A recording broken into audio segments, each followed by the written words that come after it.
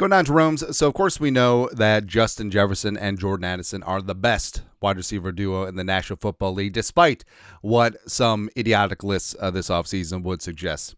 A.J. Brown, come on, man. But, the question is, can Jordan Addison be a wide receiver one in his own right? Now, obviously, it wouldn't be here. Justin Jefferson is that dude. He is that alpha dog, extended long term, wants to bring championships here to the great state of Minnesota. But Addison, Addison Respect has talked about how Jefferson across from him definitely changes the calculus in coverage and gives him some better opportunities. But can he be a wide receiver one in his own right on a different squad?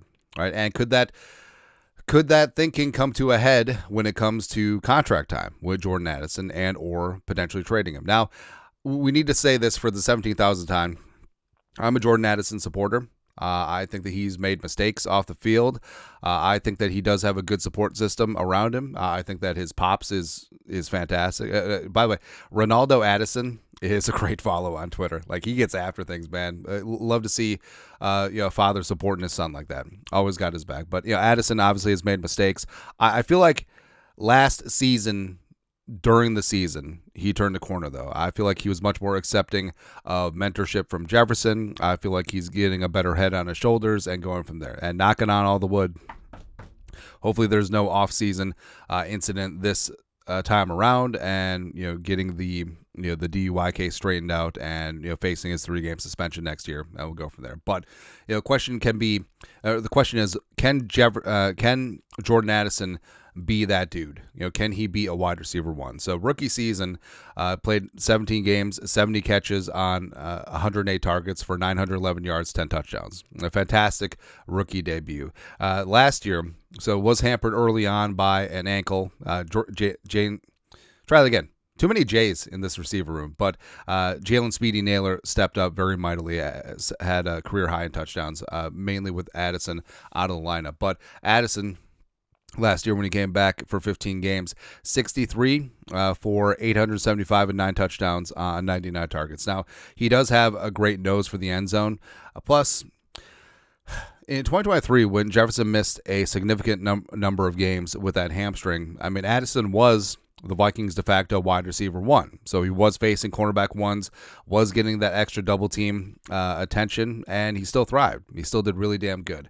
Also, he's done it with multiple quarterbacks. 2023 was the Gong Show, where it was Kirk Cousins before he popped his Achilles, and then the Pashnot and the Mormon Missile, and also Nick Mullins. Then last year, he was with Sling and Sam Darnold, a.k.a. America's quarterback. And what's amazing is that Addison, over 2 years, he's put up very solid wide receiver 2 numbers. He's flirting with 1,000 yards, had double-digit touchdowns 2023, 19 total over 2 seasons. And also, he's gotten stronger every single year. Right? And also, he's gotten better at some of the soft skills when it comes to receiver. Blocking downfield in the run game, on screens. And also, I think that he's gotten better at contested catches. So I think that he does have the traits that you want as a wide receiver one. And also, let's not sleep on the fact that he was wide receiver one all through college. His final season out in LA at USC with Caleb Williams. Also, his true sophomore season, remember, he won the Blitnikoff Award at 19 years old. And he tricked the world into thinking that Kenny Pickett from Pitt was a first-round talent, when really it was all just Jordan Addison, man. So, yeah, he is definitely accustomed to being that wide receiver one. Now, why do we bring this up? Well, let's be honest. The pay gap between wide receiver ones and wide receiver twos is pretty damn stark. And Addison is all about, let's get paid, right? But, wide receiver twos, the Chris Godwins of the world right now are making $22 million per year, right? Which is funny, since Mike Evans, since he was signed earlier, is making less. But, and you look at the contracts. Hell, even contracts for wide receiver twos like T. Higgins, $28.75 million a year, even though that's really on the Bengals for not taking care of things earlier, then it's whatever. But there's a pretty significant difference between T. Higgins' contract and fellow teammate Jamar Chase, $40.25 million per year. Also a much larger guarantee with that contract, nearly 2.5 times more in guaranteed money. So that's basically what it comes down to. And it comes down to dollars and cents, where if Addison does believe that he could be a wide receiver one somewhere else, it's going to be way more then the Vikings can afford to pay him. And hell, the Vikings may not even want to pay Addison high-end wide receiver 2 money because of the Vikings cap constraints, and eventually they do have to pay J.J. McCarthy.